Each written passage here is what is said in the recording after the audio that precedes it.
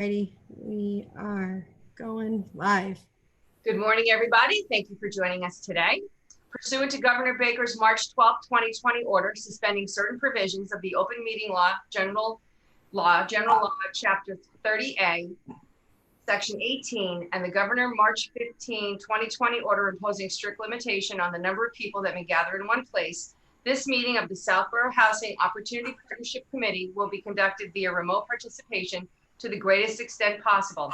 Specific information and the general. Good morning, everybody. Thank you for joining.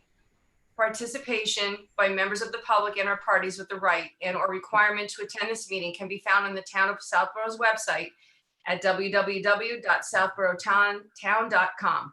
For this meeting, members of the public who wish to listen to the meeting or participate may do so in the following manner: www.southboroughtown.com/remote meetings. I'm having a hard time talking this morning.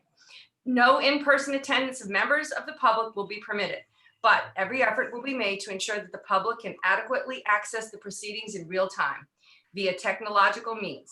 In the event that we are unable to do so, despite best efforts, we will post on Southborough's website an audio or video recording, transcript, or other comprehensive record of proceedings as soon as possible after the meeting.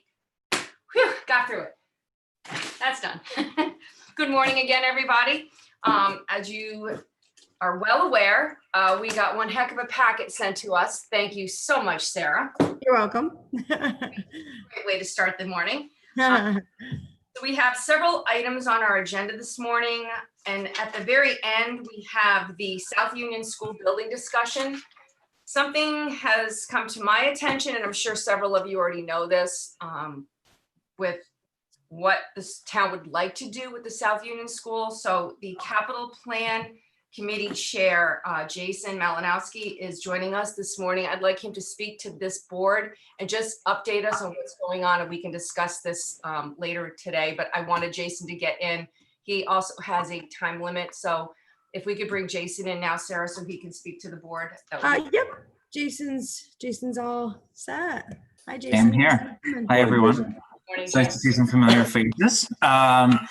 Thanks for having me. And for those of you that I don't know, I'm Jason Malinowski. I serve as the chair of the Capital Planning Committee. It is a committee that was formed by the Board of Selectmen back in March. We've done most of our work during this COVID environment via Zoom, if not all, actually. And one of our key items is we're reviewing every town-owned facility to determine what its plan is for the next 10 years, right? So that could include, significant renovations needed, significant construction needed, or potential disposal. And we've kind of left all areas open for discussion. And where our committee quickly went and looked is, as we have further conversations with many other interested parties, whether it be Council on Aging, the library, recreation, the schools, South Union does not appear to be core to the town's operations, both from a geography setting, but also when we look at the actual building itself, it needs significant capital in the next 5 years. And it comes with a lot of operating expense to house two departments that candidly, there may be even better options for it to enhance the services that recreation and youth and family offer. So all of this is discussion at this point. There's no set direction at this point. Where we're at is, I went before the Board of Selectmen last week, and we asked them to obtain appraisals on the property just to know what we're working with.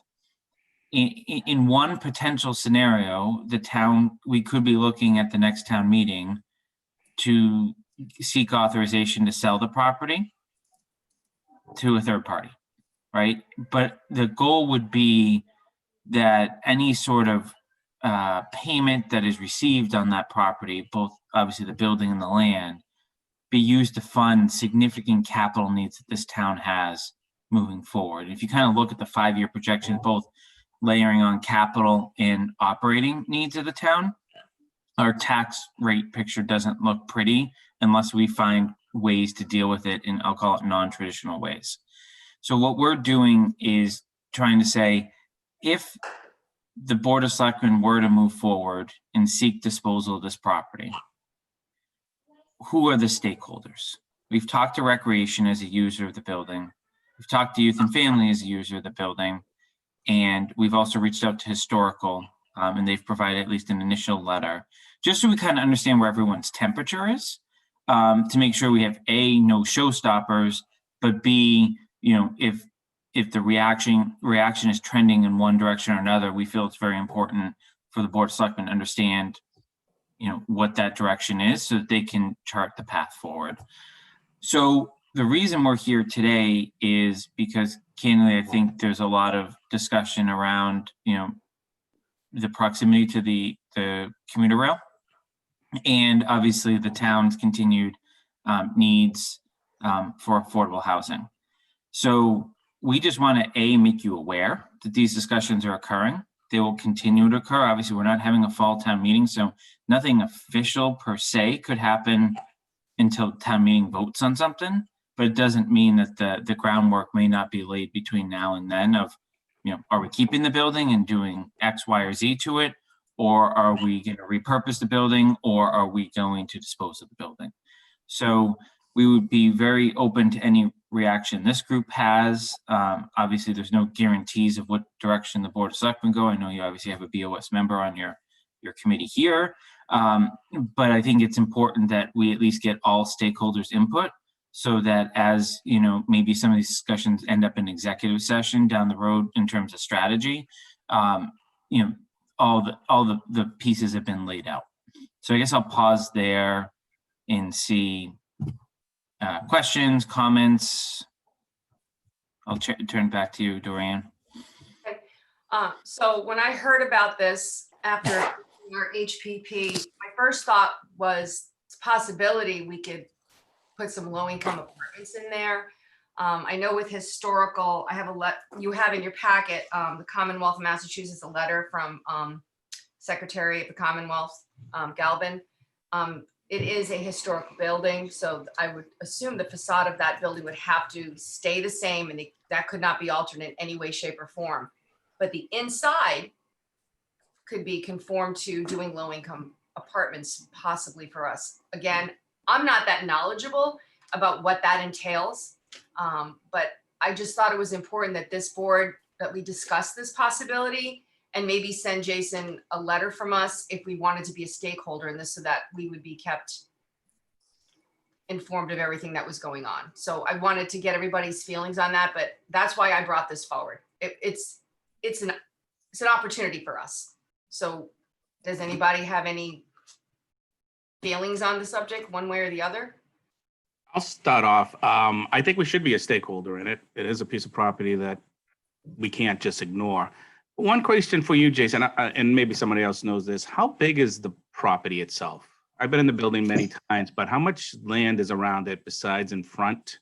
And then you have the playground. Oh, Sarah, I guess. There's 3 acres. 3 acres? Tom, in your packet, you have a bunch of information on that building as well, if everybody wants to pull it out. Yeah, Dorian, and I would chime in. I mean, this is near the train station. This is a perfect opportunity for one of those projects we talked about before. This building could be repurposed by a developer. I don't think the town, we would recommend that the town do anything. They're short on funds. It takes a lot of capital to do a conversion of a big building like this, but to incentivize a developer to come in here and take this building and convert it to affordable housing. And they use, it's a perfect opportunity to use that transportation oriented development scheme under the mass laws that we talked about before. So I think that we should weigh in on trying to get the Board of Selectmen and the other people to consider, putting this into that type of program. I don't think we could keep it and repurpose it ourselves by the town to do it, but to get a developer to do it would be a nice opportunity. John Wood, anything? Yeah, I have a question. So is this one of the buildings that in the past we talked about disposing and it got turned down at town meeting? Back, remember when a few years ago when they talked about my understanding is It was Station 2, John, and it was Fayetteville in that article, if my memory serves me correct. Let's see. But I thought that they wanted to put Union School in it as well. But again, I think it's great if it gets disposed of, and I think we should absolutely be told about it and try to be one of the stakeholders in it. But I'm just trying to remember if for some reason I thought years ago, I think they've talked about disposing that building a couple of times in the past. I could be wrong, but I believe, John, that they did. There was talk about it, but it never made its way to the warrant to the taxpayers. So, yeah. You remember why? I don't, off the top of my head. I don't. I could go back through the old selectmen's minutes and try to find out why. No, not that necessary. I just wanted to add one thing. I'm trying not to say too much. I'm on the Capital Committee, also on the Board of Selectmen, so I don't want to say too much, but I just want to remind Shopsy as well that there is already an elevator in the building, which increases the value in the potential to do repurpose. So I'll throw that out there, and that's all I'll say. And this, I know that the Housing Authority, Alex probably does too. Lynn, she's also the housing director in Northborough, and they did a combined thing in Northborough where Northborough funded the land because they owned it. And then with CPC funds, and they bought it with CPC funds, and then the Housing Authority wound up building the housing there. So, I mean, that's always an option as well, a collaborative thing. Okay, Alex? I'm muting myself. I'll check as to what funding Lynn might be aware of that might help. I know she's incredible at coming up with financial resources that the state allows her to use. Taking my personal hat off for a minute, because I'm much more personally interested in that and the historical aspect of it than what I'm asking. But have there been any parental concerns from the families who have kids there? And that's a question going forward, not for today, obviously, but I do think we should be involved. Okay, Jesse has his hand up. yeah, Jesse? I'm wondering, can we use the funds in the Affordable Housing Trust to subsidize the project along the lines of what Tom Bizicle was saying, where we could maybe partner with a developer?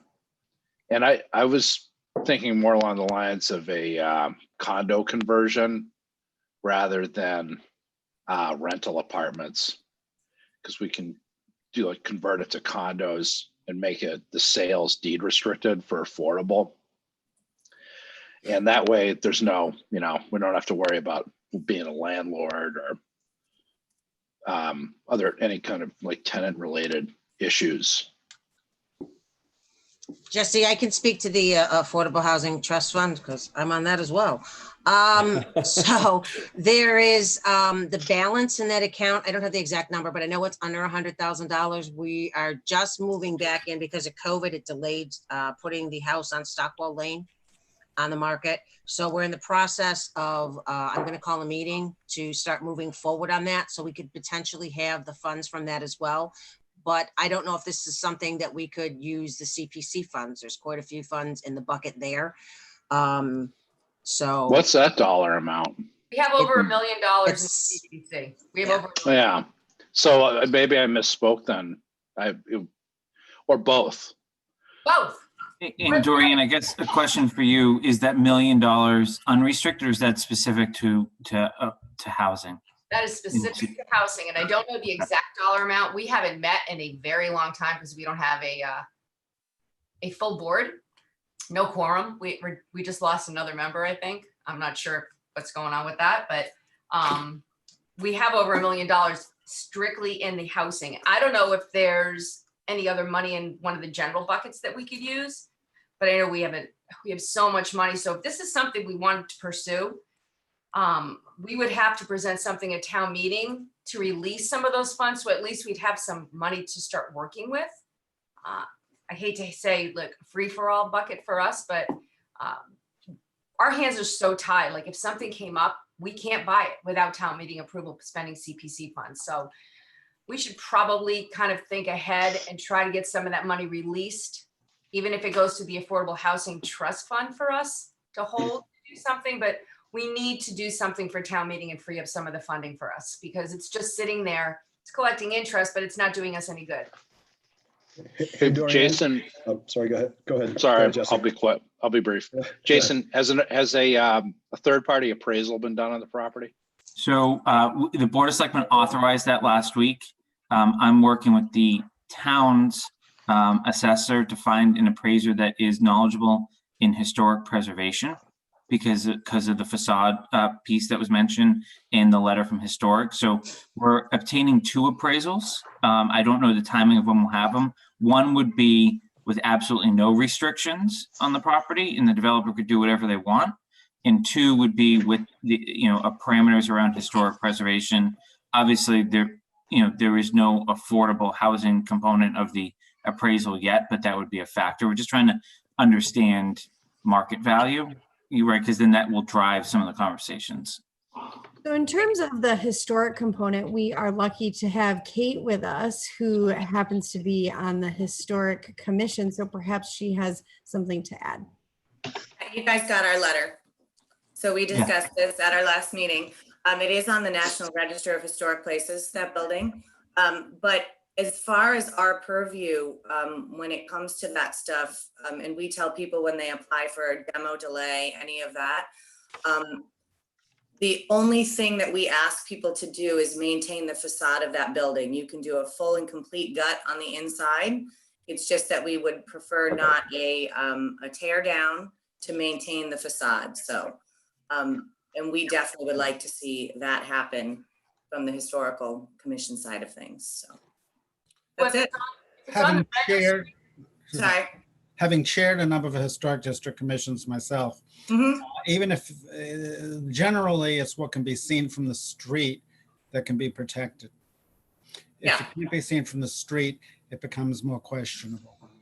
Sure, and we've discussed that with people in demo delays and here and there, even people that might want to shrink the footprint. There's certainly some room there. It's just that we try to avoid a complete and utter demo.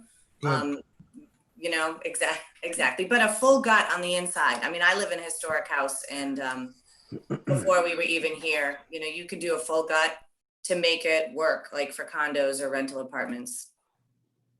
All right, Jesse has his hand raised. Jesse. Sorry, I had spoken already, so. Take that hand down. Hey, John Wood, you wanted to say something? So if it's historical, then I know they have to keep the facade, but if they want to add on to that because of the acreage and they wanted to, because they could maybe, it goes to a third party, they can fit 10 apartments in it the way it is, but if they add it on and it fits the bylaw, can they add on to it, or does that affect the facade and then they couldn't? It depends. It's sort of case by case. We have done it in both situations, like it's sort of a case by case. Of course, the real true preservationists would say, ideally, no, we'd prefer that not to be the case. But it has been done. And like I said, if we talk to people and the option is that can be restored, and then with some kind of an addition, I think we'd probably be open to discussions around that.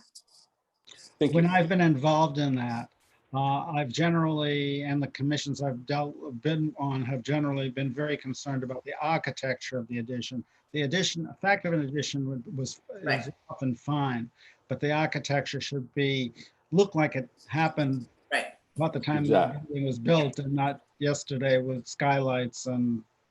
Well, and it sort of depends on the power, the strength of individual towns' historic commissions. And like I said, ours is we're primarily concerned with just maintaining that facade, but certainly a lot of historic properties in town have been added onto. And if that's where we want to engage in the discussion around some of that at some point, then I think I haven't talked to the commission about it, but I think we would be open to discussing that.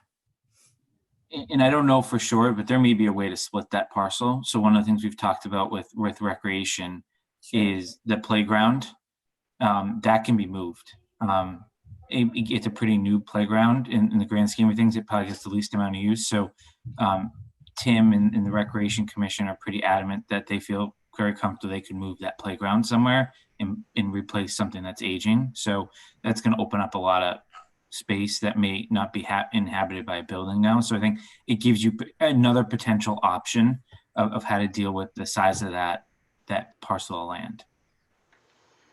Dorian, if I could just, I think when you get to the discussion of the letter and what you may or may not want to put in the letter, I'm going to recuse myself only because I think I need to find out where I'm on the Board of Selectmen and I'm on the Capital Planning Committee. It kind of feels weird to me to participate in this, the actual discussion as to the content of the letter. So I'm going to recuse myself today when you get to that point, and then I'll find out whether I can or can't, should or shouldn't participate going forward, just to make sure I don't want to taint anything that Shopsy may or may not do. Thank you, Lisa. I fully understand that. That's actually a good point. So. Hey, Dorian, I just want to chime in really quickly too. I know we have this discussion about us taking, we have capital funds. Just as a practical matter, I know this is probably going to be much more discussion down the road, but this project would eat up that entire $1 million that we have set aside into one project. And I think probably $1 million is not going to be enough to do this. I think really as a practical matter, it's going to make more sense to incentivize a developer to come in and do this and comply, because they'll have the capital, they'll have, developers have the expertise to do the construction. The town really doesn't have that skill set to do a project like that on their own. So just in terms of getting capital from the town, I don't personally think that that's a path we should go down to try to get the funds to do it ourselves or have the town do it ourselves. But there are, we talked about 40R in the past, and that's one of the things that, if a developer comes in, they're not going to want to do this to create affordable housing because, they'll want to get a higher return for the units than affordable units. And that's why there's 40R and other incentive programs where it gives the developer enough economic incentive to come in and do a project like this and still get the return they need and incentivize them to actually do affordable housing. So I know it's for down the road, but I just, in the topic of capital. It's a great point. Thank you, Tom. All right, does anybody else have anything they want to add? Doreen, I'll just leave you with one comment, and it came to mind as we were talking through this, is I don't know if anyone kind of looks around at what other towns are doing. I know the town of Acton took a old school, I believe it was on the National Registry, and converted. I'm pretty sure it's affordable housing. I'll do some research. I mean, it happened probably 5, but just how they did it, right? I think that's also important, right? Is like just hearing the back and forth here of town doing it versus developer. I will also say the town is going to be undertaking significant other projects probably in and around the same time. So we need to be also cognizant of that on resources as well, in terms of as you start to weigh your options. Okay. Thank you, Jason. Thank you for your time. Let me know if you need anything else, Dorian, as you work through this. Okay, thanks for joining us. Appreciate it. Thank you. All right, Hi, Jason. bye-bye. Thanks. Thank you. Okay, so is it the consensus of the board that we would like to at least send capital a letter from us stating that we'd like to be a stakeholder? We don't have to make any major decisions today. I just wanted you aware this is an opportunity for us. And I think we should take a very hard look at it. But it's not my decision. I didn't want to just send a letter to ask to be a stakeholder without the consensus of you guys and to get what you thought. So I think that's a no-brainer. Yeah. I think we should That's absolutely. exactly what we do, right? Yeah. So can we get a motion to send a letter to the Capital Planning Committee to voice our interest in becoming a stakeholder for this property? So moved. Okay, all All those, right, who was So- that? it's going to be a roll call. Wait, who made the motion and seconded it, you guys? John Wood made the motion. I seconded. Thanks. Alex? Who's the Aye. vote? John Wood? John Wood, aye. Tom M? Aye. Tom B? Aye. Jesse? Aye. Dorian Jasinski? Aye. And Lisa Braccio is abstaining. Hey, Sam is in the attendees if anybody's curious. Okay. Hey, Sam. Hi, Sam. I just assume Sam's always in the attendees. Okay, okay, so that covers that. So you have all the information on the building that we had available to us on pretty much a short notice. So if you want to go through that and come up with any other questions, I'm sure if we send them over to Capital for Ask Lisa, we can get some answers. Okay, moving along. Oh, what, Sarah? Sorry, just along the same line, really quick. Karina brought to my attention that there is another home up for sale currently, 175 Cordoville Road. It's a blue ranch style house.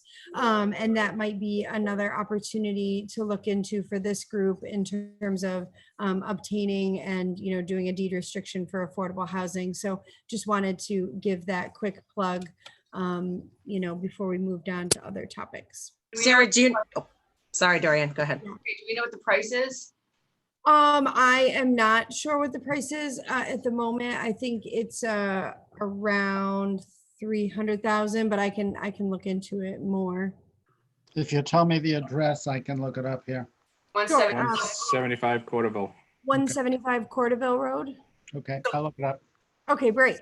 This is what I'm talking about. Something comes up that's a possibility for us to do something with, and our hands are pretty much tied because we can't touch the CPC funds. Dorian, it's 425. Okay. 425? Yeah. 425. So I was off by a little bit. Yeah, Portable doesn't have that kind of money in the account either. So that's what I was saying. Our hands are tied unless we get some of this money released. So we really need to work on a warrant article to get that voted by the town. John, you're muted.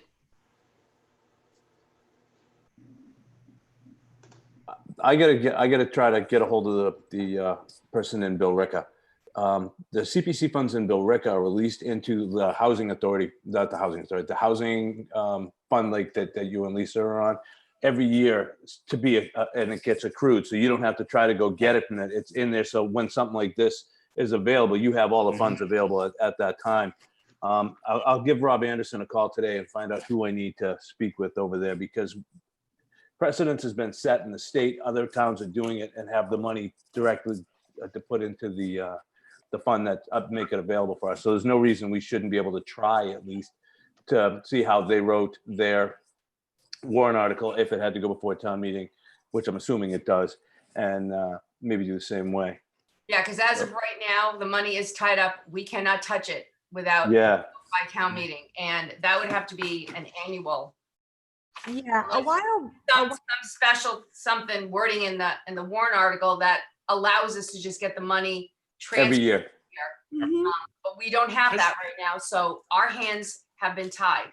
Right. That's why I'm going to get the verbiage for you so you can see what the article says. So you get it every year without having to go before town meeting every year to try to get things for certain projects. Yeah, that would be a great thing, because I don't like that my hands are tied, that I can't do something. Okay, so let's go to the master plan. Tom, do you have an update for us first? And then if you would like to discuss all this lovely information that was given to us in our packet. So I could not attend last night's meeting. Work got into the way. Just a little side note. So my work is doing Zoom cooking stuff for customers. And so we had one last night. I don't even know who the chef was. So they sent a packet of food to the house and the ingredients and stuff. And you put it on your monitor and you shows you how to cut and stuff like that. So that was last night. I was a last minute invite. So I do apologize. I know Sarah and I did chat during the week. We did. So I don't know if you want to quickly mention any highlights from last. Sure. So yeah, we had a discussion about the housing section of the master plan committee, the master plan, and we were kind of talking about, how there are, some similarities and there's a lot of information to draw from the HPP, but since the master plan has a much broader scope, kind of looking at, other things related to housing, not just affordability, but connectivity, walkability. And we're thinking that, there is definitely a vibe and a trend in terms of data that shows that aging in place is becoming increasingly challenging for Southborough residents. And that may be a major theme for the housing section of the master plan. So making sure that, adults who are kind of aging out of maybe their large single family homes wanting to downsize, have the opportunity for a smaller unit, something that's maybe a little more walkable in terms of amenities, maybe even in the downtown area, or some of the areas that are closer to the transit stations. Even this, discussion regarding the South Union School might be an opportunity to create some of those smaller units for that kind of aging in place initiative. So that was primarily what we discussed. And also, oh, thank you, Sarah. Also in the packet that came in, I thought it would be interesting to give you the surveys that MAPC did that I won't say contradicts our survey, but there's a lot of opposite ends, I guess we can say. So the MAPC, as you can see, a lot of the people that responded to that survey, if you guys want to bring it up, if you read through it, doesn't want affordable housing, doesn't want any changes. They like their McMansions, if that term is still around, where the housing production plan sees the value of an affordable housing. They see the value of aging in place. They see the value of cluster. I won't call it cluster. That's a bad word. People take it the wrong way, but cluster development, small lots, less to maintain and stuff. And that goes with the aging in place. Aging in place just means I want a small, I don't want to do my maintenance anymore. I want a smaller piece of a house to live in, 1 bedroom, 2 bedroom, 1 bedroom and a den type of thing. So a lot of the things, the two surveys kind of like contradict it. But part of the stuff that Sarah and I discussed during the week was we got to get a theme, a message out of these surveys. And Sarah said it great. It's really the biggest need that we can see for both of these surveys is that aging in place. That one is, I don't want to have to leave Southborough if I want to, we'll say a downsize, still be with my family, my kids, my community, the friends that you made throughout your lifetime. So that is probably the theme, and one of the themes that we're going to do for a lot of this stuff. We have a lot of the demographics that support that. Our trending of aging in our Southborough. I'm going to quote some of these things I remember. Like the state average is age of 40, but we're 42.5, I think, Sarah. Yes. One of the things is our members per household is going down. Yes. There's no longer 6 people in a house, mother, father, and children. It's really just either 2 parents or even a single parent in a big house. So we've been seeing a lot of trends like that within Southborough. And so because of that data and the theme of both things, so, aging in place, and remember, affordable housing is always a component of anything we do. It's, aging in place is just, affordable housing is how someone acquires that piece of property or that house. And that's always going to be in there. But we have to have a trend of what type of housing we're going to be needing for the next 10 years. So a lot of the stuff in the survey, again, it was polarizing. I thought it was very polarizing, especially the MAPC. But if you think about it and think about the theme in both of them and the data points that MAPC showed, like Sarah mentioned earlier, that aging in place is a broad term and it could mean a lot of different housings. I mean, the South Union School could be an aging in place. It's a smaller opportunity to still live in town. So all those things are part of that. Tom, can I ask a question? Do you know what the demographic in Southborough is for 60 and older? Or something along those age ranges? I know we're talking a lot about aging in place, so I'm just curious what the percentage would be. I don't have it. I have it on my iPhone, so it's hard to see. But we did pull that information a while ago, and I was surprised by how many were 55 and older, 60 and older. I have to pull up that again. We got that from Jim Haggerty from the clerks of our demographics. That was a while ago. I don't think. I know the reports number are- was high. That was why I It is high. asked. It is very high. Well, it is high.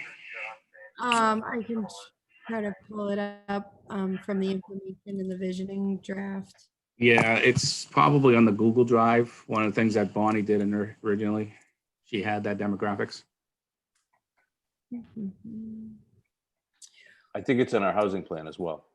It is. Probably is. But I don't have that number. I don't memorize that number. So, one thing of note is that the one person households increased by 30% between 2010 and 2017.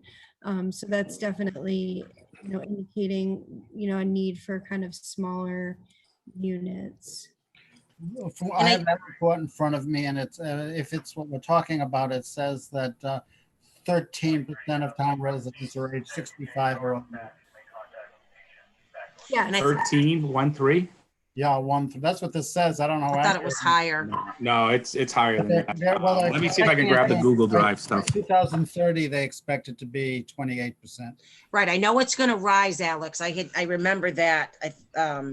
Yeah, I don't know if this is accurate. It's just what we were saying the other Yeah, night. this is Alex is looking at the information that was provided in the visioning statement from MAPC.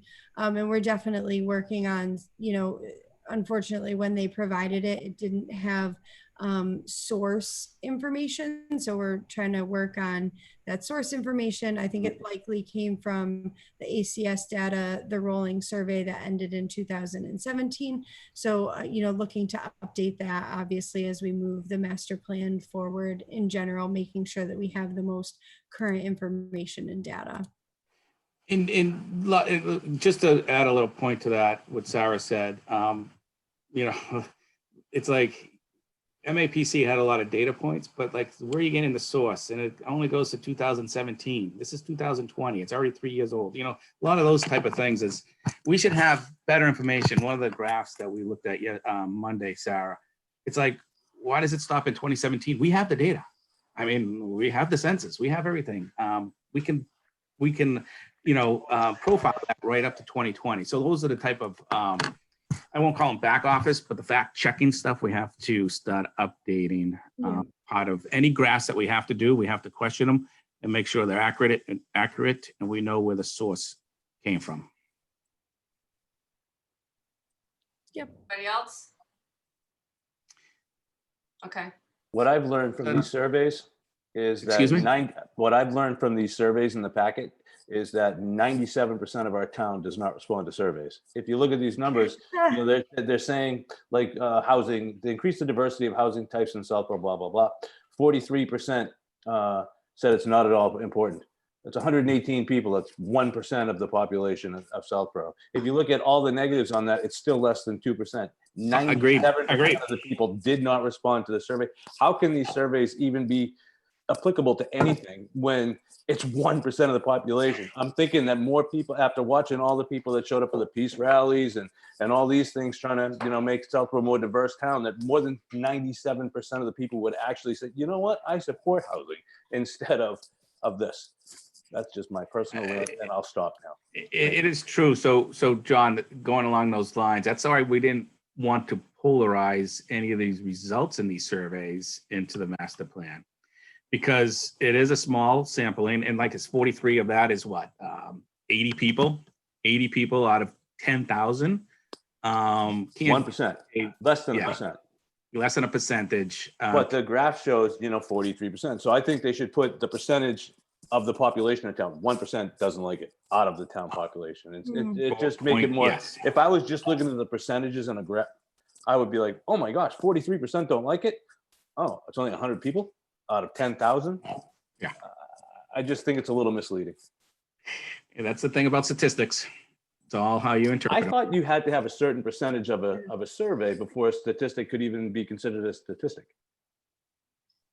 Like I thought you had to have at least 15% respondents of the demographic to actually have it be statistically correct. I do not know that. Just curious. Okay, I'd be we're curious gonna about move that away too. from this because we have a lot to do. We have people with time limits, so sorry, guys. Okay, Tom, anything else on the master plan? that we need? I think the visioning statement, I mean, if any feedbacks, do send them to me. We do have a second draft that Sarah and I worked on for that section. So we'll just continuously update you. Please just read it. And if you have any comments, just fire it back to individually to me or individually to Sarah. Okay. And we'll continue to evolve this document into the master plan. Okay. Thank you, Tom. Appreciate it. Real quick, I will say you guys are doing an amazing amount of work on that, though. Thank you. I've been going through the Google Docs and stuff, so kudos to you guys. That is an amazing amount of work and a much bigger undertaking than I would ever want to do. So Thank you. nice job. The next Thank you. master plan committee meeting is also September 23rd at 7:30 p.m. if anybody's interested in attending. I'm on 4 committees. I'm not going to. Not going. Sorry, I've got 4. Okay. Next item on the agenda is the H bill. That was the 3507 that we tried to get the planning committee together with us and the BOS, and then COVID hit. And while we were all stuck in our houses, they passed the bill, but they didn't leave it. They added from 4 pages to 183 pages added to the bill and passed it. So Has it passed yet? they passed it. It's passed. We didn't even get to discuss it. It's passed. So we Oh, I thought they hadn't can't do voted on it anything yet. anymore. We can't meet with the BOS and planning to do anything about it. It's no longer just what they wanted to vote on, because I don't think that would have passed. So they added all this other stuff to pass it. So that's in your packet. Happy reading. Does anybody have any questions or discussions on that? Because I'm actually not really happy that we didn't get to say anything about it. So it passed in the Senate and it's still tied up in the House because the House didn't like the Senate's amendments. It seems likely to pass perhaps in its form, but it is still kind of tied up in that legislative body with the back and forth. But it's very close to finishing. Lisa, I don't know if you have anything to add. I know that Representative Dykema, indicated that we wait. Is there a Cliff Notes version of what they added? What they 180 pages worth of Cliff Notes. In terms of the specifics, I'm not. Dorian, this is the same bill that we talked about before that was changing the supermajority vote to change zoning bylaws. If you want to give me 30 seconds, I can give you a quick snapshot of what it was proposed. And it's actually not bad, particularly for us who are, whose job it is to try to facilitate affordable housing. So it's, I think there's some confusion sometimes between our Southborough local zoning bylaws and the big state zoning law. The state zoning law doesn't prescribe what can be done in Southborough, what the setbacks are going to be and where it's going to be zoned. The state law is an enabling statute that authorizes all the individual towns like Southborough and Westborough and Ashland to create their own zoning bylaws according to the characters of their own town, and leaves it to the people of the town to put whatever they want in the zoning bylaws. So, Framingham wants to have big business. They zone things for high density uses and things like that. Southborough wants to have a more rural feel. So, 80% of it is single family residential. So the mass zoning law just authorizes towns to create their own zoning. It doesn't tell the towns what's supposed to go into it. What it does, though, is it creates some procedural, requirements for how you go about doing that. So how towns go about doing that. So the classic one, the major one that's involved here is that, whatever zoning bylaws you enact have to be approved by the entire town at town meeting. And it requires a 2/3 majority vote to pass it. And the point is there that you can't have a couple of, crazy people on the board of selectmen who just decide willy-nilly what goes in the zoning bylaws, what doesn't. The whole point is to make sure that the zoning bylaws truly reflect the will of the people and not just a few people who have a lot of authority. So that's the purpose of the 2/3 majority requirement for zoning bylaws. And that also applies to amendments to the zoning bylaws. Any amendment you make to a zoning bylaw also requires a 2/3 majority. So that 2/3 majority is hard. It's hard to get 2/3 of a town meeting. I mean, we've all been to those town meetings, you know, people yelling all over the place. And so it's hard. So it means that a lot of proposed amendments to the zoning don't necessarily get passed. So the point of this law is really simply to take the 2/3 majority requirement at town meeting for amendments to the zoning bylaws, and only for purposes of zoning amendments that would facilitate affordable housing, only for those proposed amendments, they're reducing the 2/3 majority requirement to a simple majority of 51%. So for instance, in our case, we just finished our housing production plan. One of the strategies that we've adopted to pursue is to try to make some changes to our own zoning bylaws, like removing the cap that on senior housing developments that, you know, we can't figure out why it's there in the first place, but we've all decided that's a bad thing and inhibits the creation of affordable housing for seniors. We'd like to get that changed. So this law basically says if we do an initiative to amend our zoning to remove that cap, it means that when we go to town meeting, we would only need to get a simple majority of the town meeting rather than a 2/3 majority, which is a lot harder. That's basically what it's done.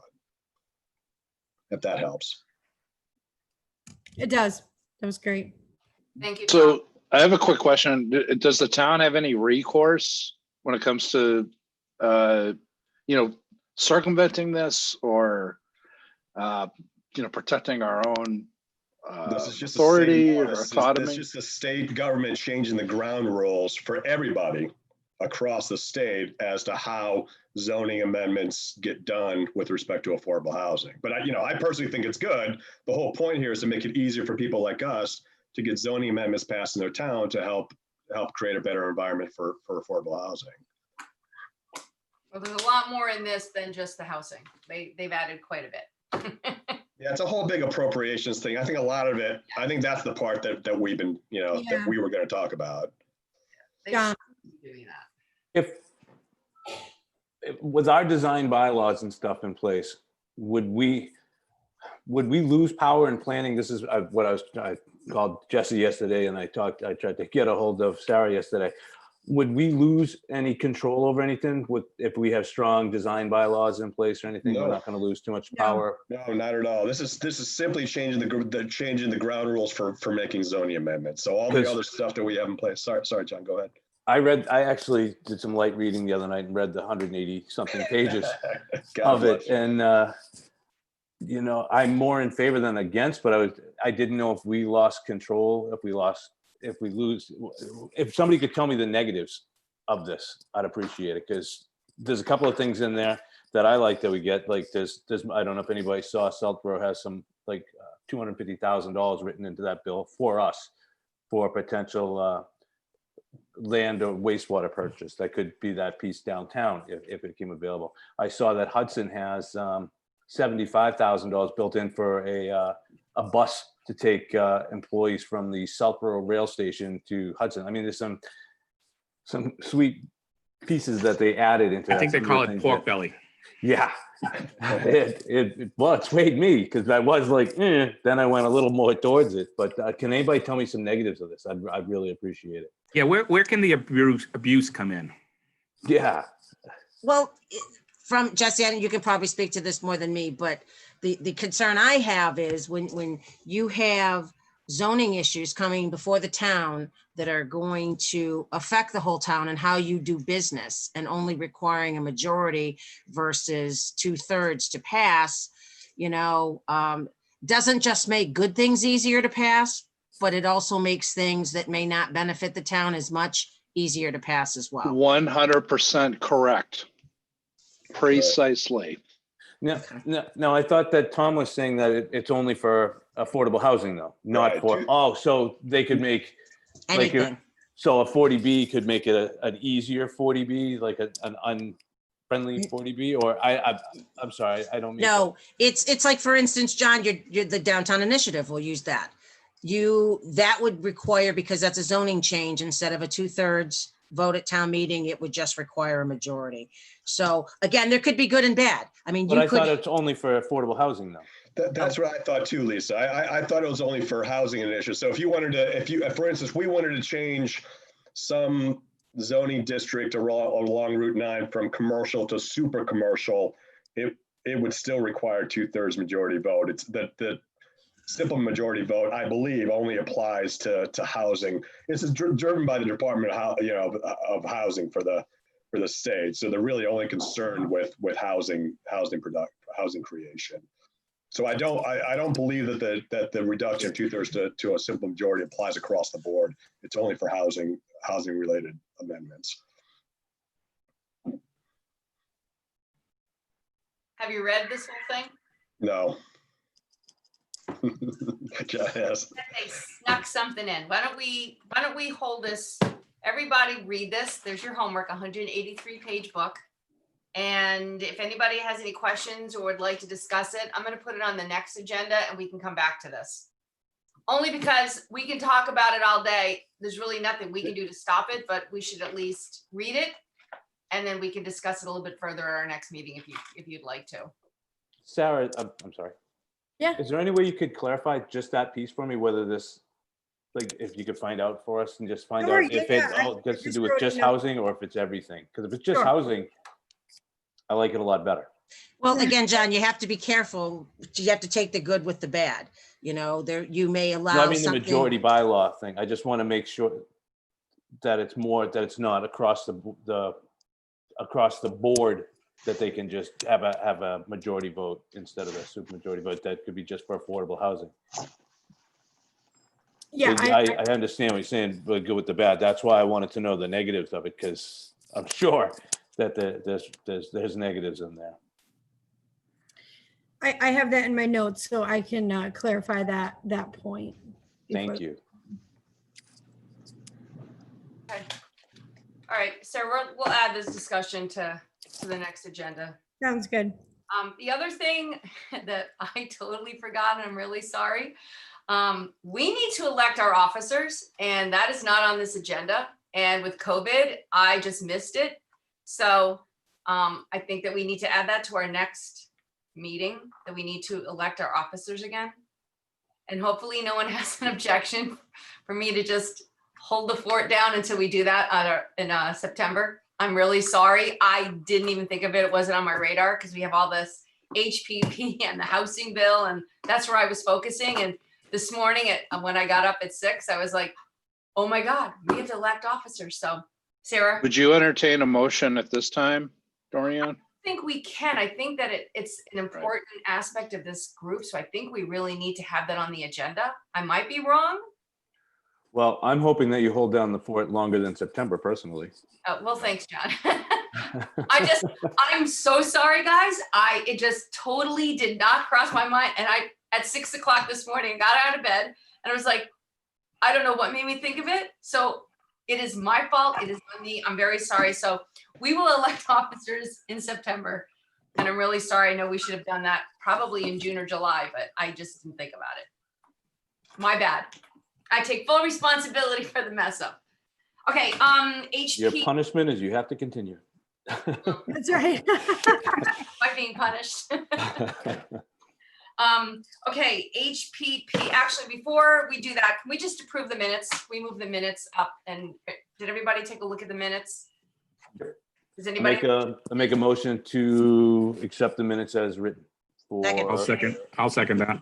Any discussion? the Friday, July 17th meeting. Can't hear you. All right, Lottie, I know, Lottie, you just seconded that. Who was first? John, Woody. Well, he made the motion. So who wants to be my second? Thanks, Alex. Alex. Alex, you're muted. But I got it. Okay, this has to Whatever be a you roll want. call. I can be the second. Okay. Okay, Thank you, Alex. all right, this has to be a roll call vote. Alex, Aye. Tom M, Aye. Tom B, Aye. Jesse, Aye. John Wood, John Wood, aye. Lisa, Aye.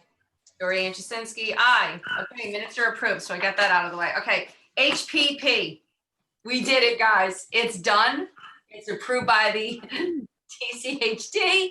We are ready to roll. Does anybody have any comments about it at all? Because I'm hoping not, because we're done with it. It's finished. Anybody have anything at all? Okay, so Sarah, this now goes back to COG. And COG is going to print out. COG is going to print, and actually I did get some feedback from Roberta. She was wondering how we wanted the prints bound and if we wanted to include the DHCD approval letter in the printing at the back of the actual document. So those are the two questions that I have for this group. If anyone has a preference in terms of binding style, and then again, including that letter at the back, it seems like that might make sense. I just wanted to put it out to everybody. I think the letter should be in the book. Does everybody agree with that? Yes. The approval from the DHCD. Okay, so we'll put the letter in. Sounds good. And binding, I like the way they do the annual town book. Okay. It's a solid, it's not anything that can tear out as easily. Like with the coils, they just seem to fall apart more. Does anybody else have an opinion on that? John? I think John does. Kind of what I do for a living. So yeah. Oh, So- let John speak to that. Okay, so are we paying for this and is there an upcharge? Because if so, I can get, so No. with the binding that's on that, the town book, it's called Perfect Bind. And yes, that doesn't fall out, it's glued into a certain thing. So if we're paying for it though, if there's something called a square back saddle stitch, which they crush it so it looks like a perfect bind, but it's way cheaper because it's saddle stitch, which means it's stapled in. It looks like a more expensive thing and it holds up really well. But if it costs the same price regardless, yeah, we absolutely want a perfect bind book. Okay. Okay, that's great. That's really helpful. That's a lot of knowledge about binding. Way too much, way too much. I have no life. I used to be cool a long time ago, but not anymore. I know about paper and junk mail. Yay me! Just know what I like because I've done so much on the printing end, and then I've got Larry's company and all that stuff. So I always get asked. So I know way too much of that stuff too. I just know what I like aesthetically, what looks the nicest. So that's what I go with, Okay. and what holds up better. So I have asked COG. I had asked Roberta to just print us. She was like, "Do you want like 100 copies?" I'm like, "No, we don't need 100 copies." So I was thinking like 25 copies. So I was thinking, my thought was we would all get a copy, the Board of Selectmen and planning, and the extras would be at the planning board. Does anybody else have an opinion? Do you not think 25 is enough? Or I just don't want to waste and have a bunch of stuff sitting there for no reason. I hate wasting paper. If they're not online, should a copy be at the library? And the senior center. Okay. We can Yeah. do that too. We So I have- think 25 is more than enough personally. I just think we don't need more than 25. And if we need them, we can print copies of it, Does anybody have? Dorian, John can print copies for us. Yeah. We need copies. I could print copies for you guys. If your companies need anything, I'm not above gratuitous work, just saying. It's a Okay, pandemic, I'll grovel. All right, so we're gonna include the letter. We're gonna do the binding, like whatever the name of it. Sarah, you wrote that down, right? Yep, I have Like our it. town, annual town book, right? Perfect binding, yep. Two different options. Got it. I have Copies. We don't need them to waste more energy and paper than is necessary. Oh, Tom, all right. Thank you. I gotta drop. Bye, guys. Have a Bye, good Tom. day. Take care. care. Bye. Okay, Can I clarify one thing? yes. John, I have it in my notes that the preferred is called square back saddle stick. Or if that's too expensive, perfect binding is the other option. The Yes. perfect binding's usually more expensive than the square Okay. back, unless they don't do it in-house. Whichever one, either one of those is fine for us. But I'd prefer, the perfect bind is a nicer piece of glued in. Okay, That's yeah, what our annual book is, right? The Perfect Bind. Our annual book. John, I think so. That might be a square back. They look so similar. I can bring them to the next meeting if you want. So you can- No, we Sample. just need to have copy. I want it to be clean. If they can do Not perfect fall bond, we'd rather apart. have, if it's no cost difference, we'd rather have perfect binding. Okay. Yeah, we're It doing just- perfect bind. It just sticks better. Yeah, let's do perfect bind, Sarah. And we're only doing 25 copies and not 100, so that should be better for them anyway. Yes. Maybe because the setup on the bindery, anyway, whichever. We'd prefer, if they don't mind, we'd rather have perfect bind. Okay, Okay. so hopefully the next meeting, everyone will have an official copy of our HPP. Thank you so much, guys. I'm very proud of this group. I thought we did a great job on that. So, Nice job. of our planning board. So, I thank you very much.